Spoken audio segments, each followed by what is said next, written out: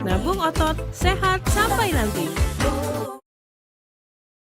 Dicek konsep-konsep ini dan tentu ada komunikasi politik. Kemarin Ketua Umum membuat sebuah pernyataan bahwa insya Allah tidak ada reshuffle.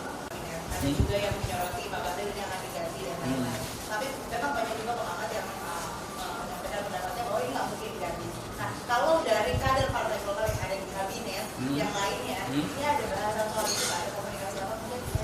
Jadi pertama, kemarin itu kan ada pernyataan Ketua Umum bahwa ya selama ini apakah kader Golkar yang ada di kabinet ini adalah baik-baik saja. Dalam arti berarti prestasinya ada. Berarti sudah melaksanakan apa instruksi Ketua Umum bahwa kita mengedepankan konsep. Kenapa? Karena masalah organisasi sudah selesai. Masalah politik kita sudah bikin. Tinggal sekarang bagaimana pembangunan ini bisa sukses untuk rakyat. Karena itu diperlukan konsep. Nah, selama ini memang Ketua Umum di dalam beberapa kali pertemuan kita selalu ditekankan dan dicek. Menteri misalkan apa ini Pak Ibu Mutia bagaimana? Menteri UMKM bagaimana? Menko bagaimana?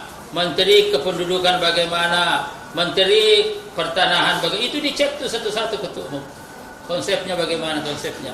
Nah, itulah sebabnya setelah dicek konsep-konsep ini dan tentu ada komunikasi politik, kemarin Ketua Umum membuat sebuah pernyataan bahwa insya Allah tidak ada reshuffle bagi kader Partai Golkar karena secara prestasi adalah baik-baik saja. Nah, baik-baik saja ini ke depan kata Ketua Umum perlu ditingkatkan lagi nih.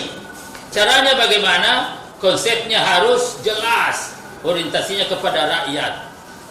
Jadi tidak bisa menteri tidak punya konsep. Nah itu kata Ketua Umum. Jadi ini jelas semua ini. Ya.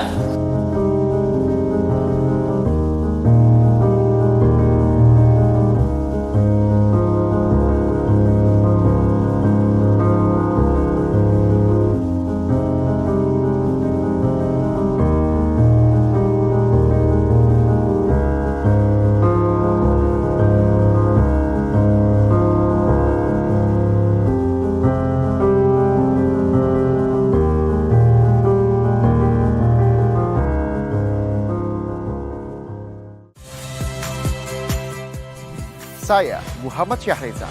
Saksikan program-program Kompas TV melalui siaran digital, bayar TV, dan media streaming lainnya. Kompas TV, independen, terpercaya.